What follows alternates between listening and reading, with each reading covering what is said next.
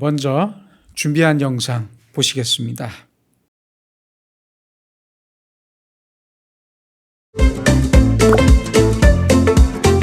모르겠어요. 둘 다 좋아요. 엄마가 좋아해요. 둘 다 좋아요. 둘 다요. 아빠가 좋아해요. 더 재밌게 놀아줘요. 엄마요. 엄마가 밥 차려주니까요. 아빠요. 왜냐면 아빠가 나랑 놀아주고 책 읽어주고 하니까요. 엄마가 더 좋은 것 같아요. 엄마요. 아빠. 아빠가 좋아요. 아빠가 맨날 목만 태워줘요. 아빠요. 아빠가 멋있어서 아빠가 좋아하는 거 다 사줘요. 둘 다 좋아요. 엄마. 엄마랑 아빠. 엄마가 좋아요. 엄마요. 엄마가 너무 날씬해서요. 엄마요. 엄마 요리 맛있는 거 다 끓여줘요. 엄마. 엄마가 좋으니까. 엄마야, 아빠야, 아빠가 엄마가 좋아요. 아빠랑 엄마. 둘이 좋아요. 엄마, 아빠 둘 다 좋아해요. 엄마가 좋아요. 진짜.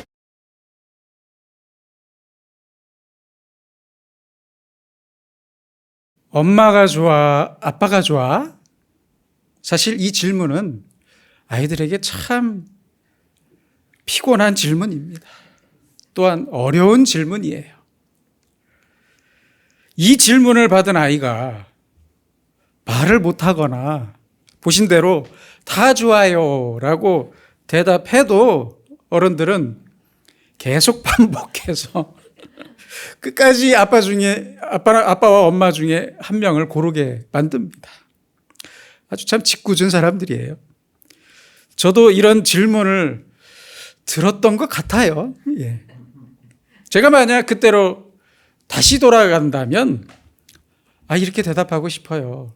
아빠도 좋고 엄마도 다 좋은데 다 좋아요. 그런데 질문하는 당신이 싫어요. 철없는 성인들도 다른 사람들에게 이와 비슷한 질문을 하곤 합니다.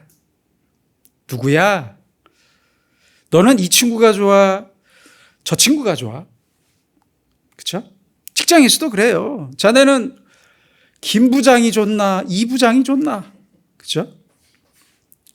김 부장 편이야? 이 부장 편이야? 줄 세우기를 하죠. 교회에서도 그렇습니다. 자네는 이 장로님 편인가? 김 장로님 편인가? 아니면 김 목사님 편인가? 이 목사님 편인가? 사람들은 이렇게 가정과 사회와 교회라는 아주 작은 그리고 좁은 틀과 공간과 상황 속에서 양자택일과 편가름을 좋아하고 자기에게 유익한 쪽으로 구분짓고 나누는 것을 좋아합니다. 왜 이렇게 좁고 편협하게 사는 것입니까? 그렇죠? 그렇다면 선택할 것이 좀 많아지면 달라질까요? 미국의 사회학자인 베리 슈월츠 교수는요, 자신의 저서인 선택의 심리학에서 사람들은 선택할 것이 너무 많아지면 오히려 쉽게 결정을 내리지 못하고 포기한다고 그렇게 말하고 있습니다. 이 사실은요, 실험으로 증명이 됐습니다. 미국의 스탠퍼드 대학교의 마크 레퍼 교수의 실험을 보면요, 큰 대형마트에, 하긴 미국에 있는 마트는 다 대형마트니까요, 대부분.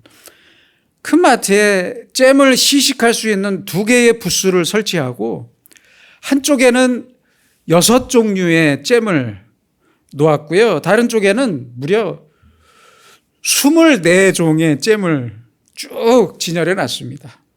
그 결과 어디가 더 많이 팔렸을 것 같습니까?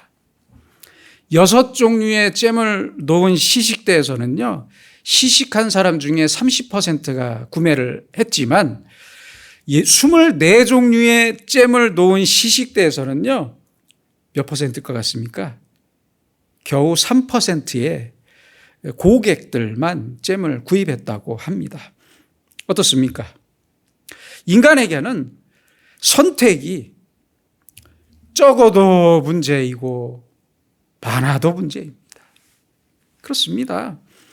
그렇다면 여러분은 지금 어떤 선택과 목적을 위해 살고 있습니까? 나에게 유리한 쪽으로만 선택해서 그 선택에 만족하며 사십니까? 아니면 수많은 생각과 선택으로 방향을 잃은 채 아주 피곤하게 살아가고 계십니까? 어떤 선택이 좋은 선택이고 어떻게 살면 잘 사는 것입니까? 화장실 들어갈 때와 나올 때가 다르다는 말처럼 내가 좋은 일에는, 나에게 좋은 일에는 기뻐하기만 하고 나쁜 일에는 울고 좌절하고 화를 내면 그만입니까? 그렇습니까? 아무 생각 없이 배고프니까 먹고, 먹었으니까 일하고, 피곤하면 쉬고, 졸리면 자고, 그러면서 확실한 목적 없이 그저 태어났으니까 사는 것입니까? 어떻게 살아야 하는 것입니까? 우리는 아무리 아프고 힘들더라도, 이 질문이 나에게 아프고 힘들더라도 내가 누구이고 내가 왜 살아야 하는지를 반드시 묻고 살아야 합니다. 물어야 합니다. 왜 살아야 하고 무엇을 위해 살아야 하는지 자기 자신에게 물어야 하지만 불행하게도 대부분의 사람들이요, 이 질문을 피하기만 합니다. 너무 아프거든요. 그동안 자기 자신의 목적과 자기의 이상으로부터 너무 멀게 살았고 돌아보니까 이제는 후회할 일이 너무 많기 때문입니다. 그래서 질문하지 못합니다. 자기 선택의 이유와 자기 존재의 목적을 묻지 않은 채 방치된 인생을 사는 사람들을 그래서 우리는 많이 볼 수 있습니다. 아주 많습니다. 그러나 이제는 나 자신에게 정직하게 봐야겠습니다. 내가 지금 왜 여기에 있고 이 일을 왜 하는 것입니까? 하나님의 뜻은 무엇입니까? 물어야겠습니다. 바로 이 질문과 답변 속에 우리의 신앙 고백이 있기 때문입니다. 그리스도인은 하나님을 세상의 창조주로 믿고 그리고 저 마지막 날에 심판주로 고백합니다. 세상의 역사 그 주인이 하나님이심을 믿고 있습니다. 확실하게 믿고 있습니다.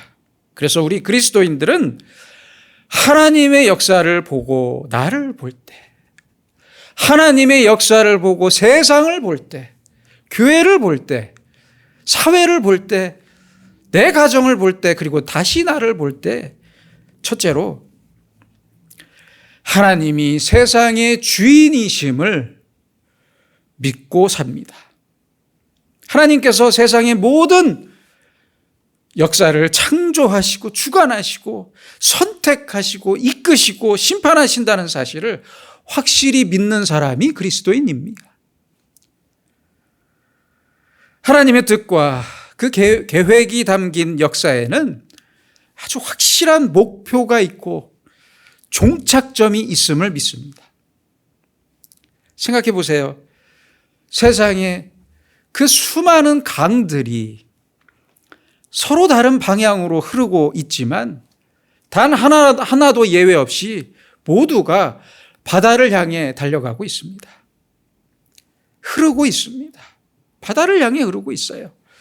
이처럼 세상의 역사가 전부 제각각 달려가는 방향이 다르고 선과 악이 서로 으르렁대며 싸우고 세상이 모순된 것 같아도 결국에는 하나님의 목표를 향해 진행되고 있습니다. 역사를 시작하신 분도 하나님이시고 역사를 끝내실 분도 하나님이십니다. 오늘 지금의 시간과 이 모든 과정도 하나님의 지혜와 능력으로 경영되고 있습니다. 이 사실을 확실히 믿고 사는 것이 바로 그리스도인입니다. 둘째는 하나님 역사의 필연성을 믿습니다. 그래서 우리가 보는 세상의 역사와 내 인생에는요, 우연이 없습니다. 우연이 없어요. 사람들은 자기 잘못을 변명할 때 그러죠. 모르고 그랬다. 아니, 지나가는데 우연히 액자가 떨어졌다. 그러잖아요. 우연성을 강조합니다. 우연히 그랬다면서 핑계를 댑니다. 그러나 하나님께는요, 절대 우연이 없습니다. 단 한 가지 일도 하나님께는 우연이 없어요. 역사의 우연성을 믿는 사람에게는 그 많은 일들이, 내 주위의 많은 일들이 불합리하게 보이거나 부조리하게 보입니다. 그래서 따지는 게 많아요. 너무 많아요. 아이가 젖을 먹을 때를 한번 생각해 보세요. 엄마의 젖을 먹을 때 아이들이 영양가를 따져가면서 먹습니까? 동네 아주머니들 젖을 다 모아서 어떤 건 이 맛이고 어떤 건 좀 떫고 맛이 없더라, 어떤 건 맛있더라, 이게 골라서 먹었느냐고요. 따지면서 먹었습니까? 아니잖아요. 아니에요. 지나고 보니 나에게 젖을 주신 어머니의 그 크신 사랑에 감사하는 거잖아요. 하나님의 그 크고 놀랍고 오묘하고 신비로운 역사를 우리가 어찌 다 알 수 있습니까? 몰라요. 어떻게 하나하나 다 따져가면서 살겠습니까? 하지만 이제 지나고 보니 그 엄청난 하나님의 역사와 사랑이 너무 놀랍고 감사할 뿐입니다. 셋째는 하나님 역사의 이유를 알게 됩니다. 하나님께서는 당신의 자녀들에게요, 이 일의 이유와 목적과 목표를 확실히 알려주십니다. 알려주셔요. 그 크고 무한하신 하나님의 뜻을 우리가 다 알 수는 없어요. 알 수는 없지만 우리가 믿음의 눈으로 세상을 볼 때 조금은 알 수 있습니다. 아주 조금은. 그것이 바로 우리의 신앙입니다.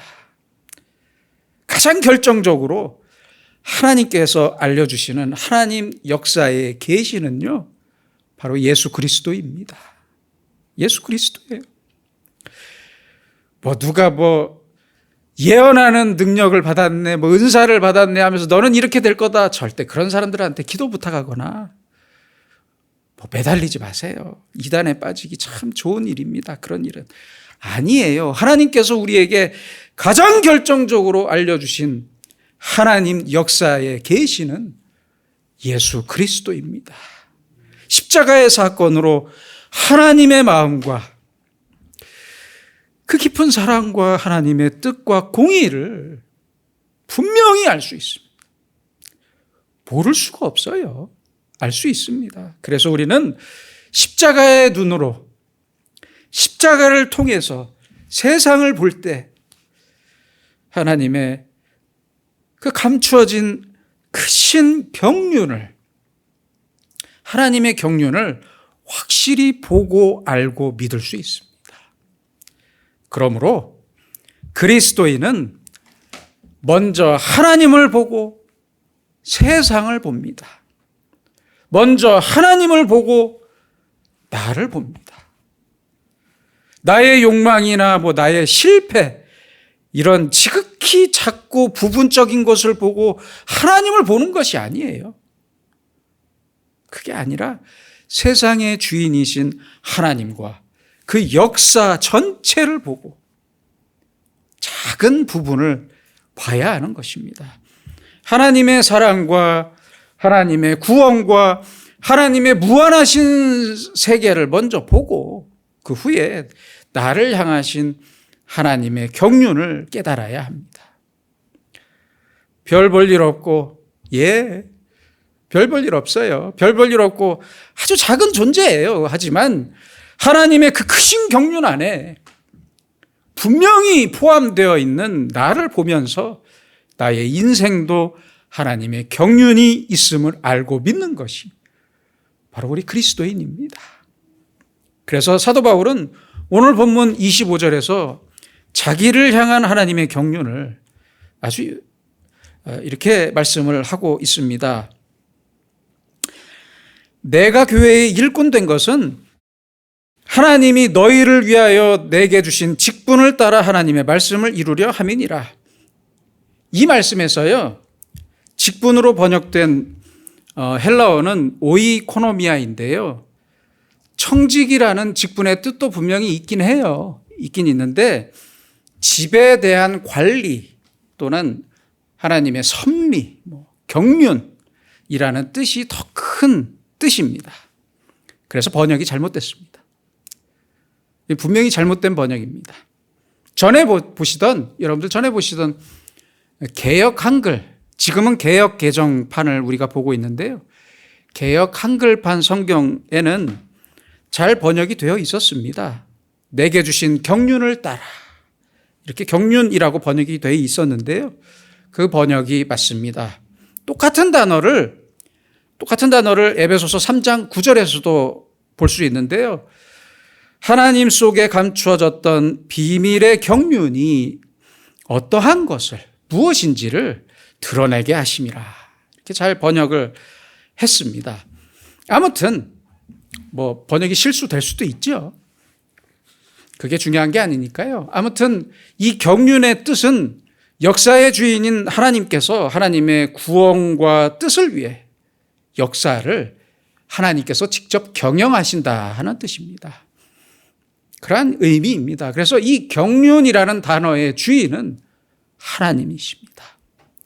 바울은 하나님의 이 말씀, 즉 그 약속을 이루시고 구원을 성취하시기 위해 선포된 하나님의 말씀을 이루시는 그 놀라운 하나님의 경륜을 깨달았고요. 그 경륜 속에 자신이 완전히 포함되어 있음을 알고 고백하는 말씀입니다. 그렇죠?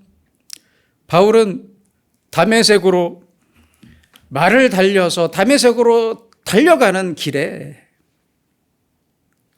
예수님의 음성을 듣습니다. 사울아, 내가 어찌하여 나를 박해하느냐? 이 주님의 음성을 듣고 사도 바울은 완전히 자기 인생을 다시 해석했습니다. 왜 하필이면 내가 유대 땅이 아니라 저 먼 이방 지역인 길리기아 다소에서 태어났을까?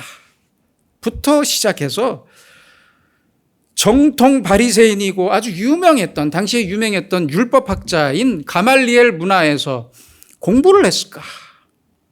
그렇죠? 바울은 이방인들과 또 이방인들 중에 그 또 지식인들에게 복음을 전하게 하시는 하나님의 경륜을 깨달았어요. 심지어 바울은 눈도 나빴어요. 눈도 침침하게 잘 안 보였다고 해요. 그뿐입니까? 전설에 따르면 간질병도 있었어요. 간질병. 아주 나쁜 병도 있었습니다. 이런 나를 하나님께서 왜 부르셨을까? 바울은 여기에도 하나님의 경륜이 있음을 알았습니다. 태어났을 때부터 지금까지, 그리고 내일을 향한 하나님의 뜻이 나에게 있음을 깨달았습니다. 이것이 바로 사도 바울을 향한 하나님의 경륜입니다. 우리도 이 경륜을 깨달으며 살아야 합니다. 그뿐입니까? 이번에는 모세를 한번 생각해 봅시다. 모세는 80세, 참 세상에 40세도 아니고 80세에 호렙산에서 하나님의 부르심을 들었습니다. 하지만 더 깊이 생각해 보면요, 하나님의 이 경륜, 모세를 향한 하나님의 경륜은요, 모세가 태어날 때부터 시작되었습니다. 그렇잖아요. 갈대상자에 담겨서 정처 없이 나일강을 떠내려갈 때부터 하나님의 손길이 있었어요. 분명히 있었잖아요. 그래서 바로 궁정에서 40년 동안 배우고 자라다가 실수로 애굽 사람 하나 죽여서 미디안 광야로 도망을 갔습니다. 그리고 또 40년을 목자로 살다가 하나님의 음성을 들었습니다. 내가 너를 바로에게 보내어 너에게 내 백성 이스라엘 자손을 애굽에서 인도하여 내게 하리라. 하나님의 경륜을 직접 만나게 됩니다. 여러분, 왜 지금 주시지 않습니까? 하나님, 제가 언제까지 기다려야 합니까? 이런 말 하지 마세요. 이런 말 하지 마세요. 절대 하지 마세요. 적어도 80년을 기다리지 않으셨다면 아무것도 하나님께 묻지 마세요. 하나님과 모세뿐만 아니라 하나님께서도 80년을 기다리셨습니다. 80년. 사람의 한평생을 기다리신 거예요. 이번에는 요셉을 한번 생각해 봅시다. 여러분들 잘 아시는 요셉은 그의 나이 17살, 또한 그 아버지였던 야곱의 나이 108세. 그때 요셉은 친형들의 손에 저 멀리 애굽으로 팔려가고 맙니다. 게다가 신앙을 지키다가 감옥에도 끌려갔습니다. 감옥에 갇혔습니다. 1년, 2년 갇힌 것도 아니에요. 13년을 갇혔습니다. 13년. 그렇죠? 아이가 태어나서 초등학교 졸업하는 나이예요. 어마어마한 시간입니다. 13년 동안 가슴을 치며 고생을 하다가 결국 애굽의 총리가 되었습니다. 애굽의 총리가 되었어요. 아니, 요셉만 냉가슴 벙어리 알았습니까? 아닙니다. 야곱은 어떻겠습니까? 야곱이 몇 살이라고 그랬어요? 108세였다고 그랬어요. 나이 먹으면 마음이 여려져요. 그렇죠? 108세의 야곱이 13년 동안 가슴을 치며 슬퍼했습니다. 그 세월도 생각을 해야죠. 13년 동안 그 늙은 야곱이 슬퍼하는 동안 하나님은 뭐하고 계셨어요? 요셉을 총리로 만들고 계셨어요. 이것이 바로 하나님의 놀라우신 경륜입니다. 우리가 알 수 없는 경륜이에요. 총리가 된 요셉은 이제 어떻게 했습니까? 그의 앞에서 쌀을 구하러 왔던, 식량을 구하러 왔던 형들이, 원수였던 형들이 그의 앞에 무릎 꿇고 두려워하고 있었습니다. 그 형들을 뭐라고 위로했습니까? 하나님이 생명을 구원하시려고 나를 당신들보다 먼저 보내셨나이다. 참 기가 막힌 말씀입니다. 제가 요셉이었으면 이런 말을 못했을 것 같아요. 이런 멋진 말을. 하나님의 경륜을 알고 그 경륜 속에 내가 있음을 믿는 사람은 이렇게 요셉처럼 원수를 위로할 수 있는 사람이 됩니다. 누가요? 하나님의 경륜을 믿고 아는 사람, 알고 믿는 사람은 원수를 사랑하고 원수를 위로할 수 있는 사람이 될 수 있어요.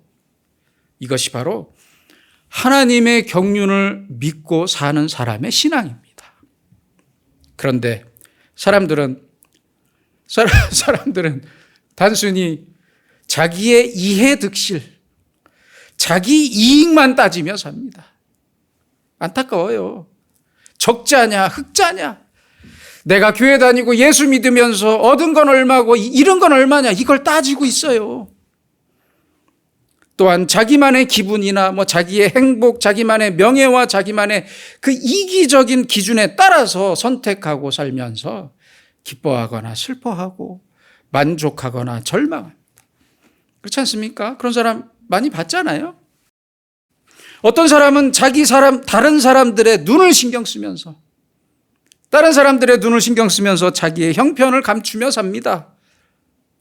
심지어는 가정이나 사업이 망했을 때 겸손하게 생각하지 못하고, 나는 과거에 이렇게 잘 살았다. 도대체 그 과거에서 벗어나질 못해요. 나는 과거에 교회에 헌금을 제일 많이 했던 사람이다. 지금 망했는데 그걸 자랑해요. 끝까지. 겸손하지 못해요. 그렇잖아요. 남들이 나에게 뭐라고 할까? 이것만 생각하느라고 자기가 죽어가고 있는 것을 몰라요. 참으로 미련한 사람입니다. 깊이 생각해야 합니다. 옛날 영국의 한 경매장에서요. 영국에 유명한 경매장이 있죠. 소더비 경매장이라고 우리 많이 들어봤죠. 거기인지 아닌지는 모르겠습니다.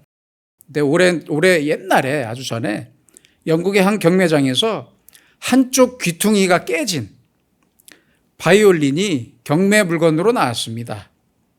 사람들은 웃으면서 아이고 저런 거는 1실링을 줘도 아깝다. 사지 않겠다. 막 이러면서 수근수근거리고 있었습니다. 참고로 1실링은 20분의 1파운드입니다. 그때 어느 노신사가 나와서 이 바이올린을 아주 멋지게 연주하기 시작했는데요. 그 소리가 너무 아름다웠다고 해요. 소리가.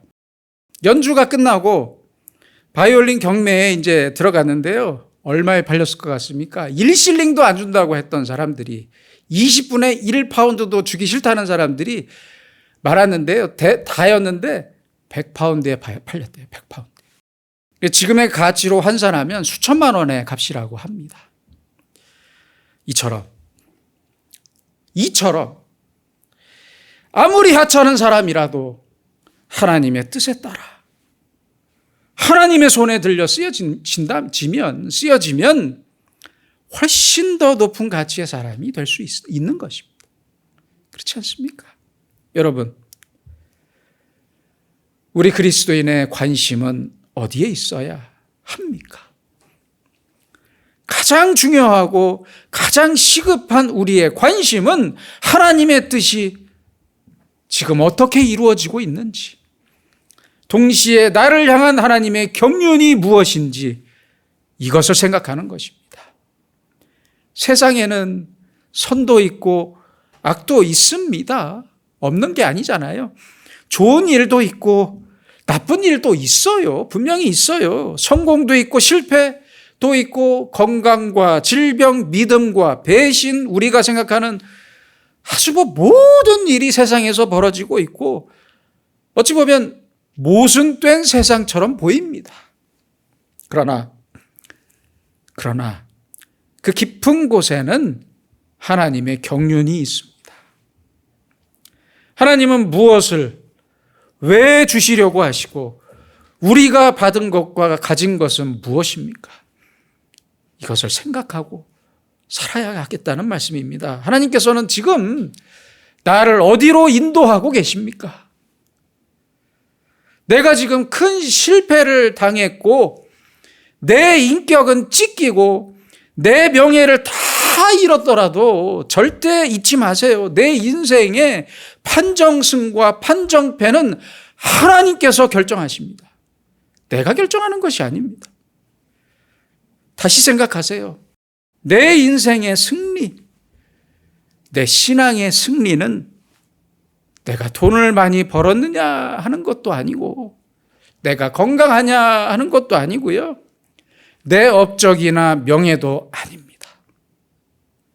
또한 나만의 만족은 더더욱 아닙니다. 내 승리의 기준, 그것은 지금 하나님께서 나를 통해 무엇을 이루고 계시냐 하는 것입니다. 내 실패를 통해서 하나님은 성공을 이루십니다. 내가 낙심하거나 절망할 때도 하나님은 여전히 역사하시고 여전히 경륜을 이루고 계십니다. 내가 병들었던 시간, 내가 실패했던 시간이 하나님의 경륜 안에서는 반드시 필요했던 시간이었고 하나님께는 성공의 시간이었습니다. 이것이 바로 하나님의 경륜입니다. 이제 우리는 깊고 낮은 곳에서 겸손하게 하나님의 음성을 듣고 하나님의 손길을 봐야 합니다. 하나님께서 지금 나를 어디로 인도하시는지 이것을 확실히 알고 살아야 합니다. 그리고 우리도 바울처럼 이렇게 고백할 수 있어야 합니다. 내가 나 된 것은 하나님의 은혜로 된 것이니 내가 한 것이 아니요 오직 나와 함께 하신 하나님의 은혜로다. 얼마나 귀한 고백입니까? 여러분, 하나님께서 내게 주신 은혜는 결코 헛된 은혜가 아닙니다. 패할 수 없는 은혜입니다. 실패할 수 없는 은혜예요. 내게 투자하신 하나님의 사랑과 은혜는 반드시 승리하실 것이고 나를 통한 하나님의 역사는 반드시 이루어질 것입니다. 하나님께서 내게 주신 경륜, 그 경륜을 따라 이제는 나도 나를 하나님께 바쳐야 합니다. 나를 통해 이루시려는 그 하나님의 말씀, 그 약속된 미래와 엄청난 경륜이 바로 지금 내 앞에 있습니다. 이것을 알고 이것을 믿고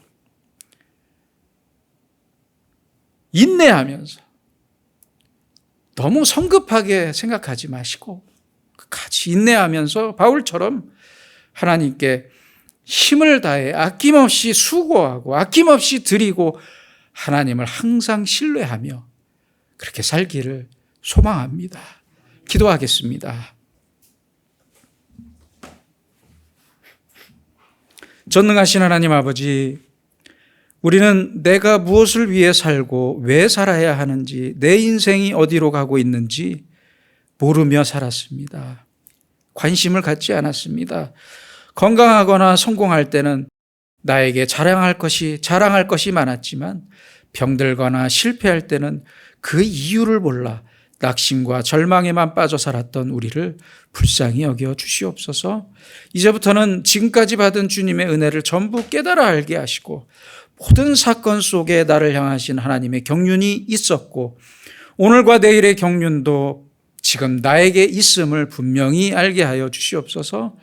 그래서 하나님의 크신 역사와 경륜을 애써 외면하지 않게 하시고 오히려 하나님의 뜻을 위해 힘을 다해 수고하고 헌신하는 주님의 사람들이 되게 하여 주시옵소서.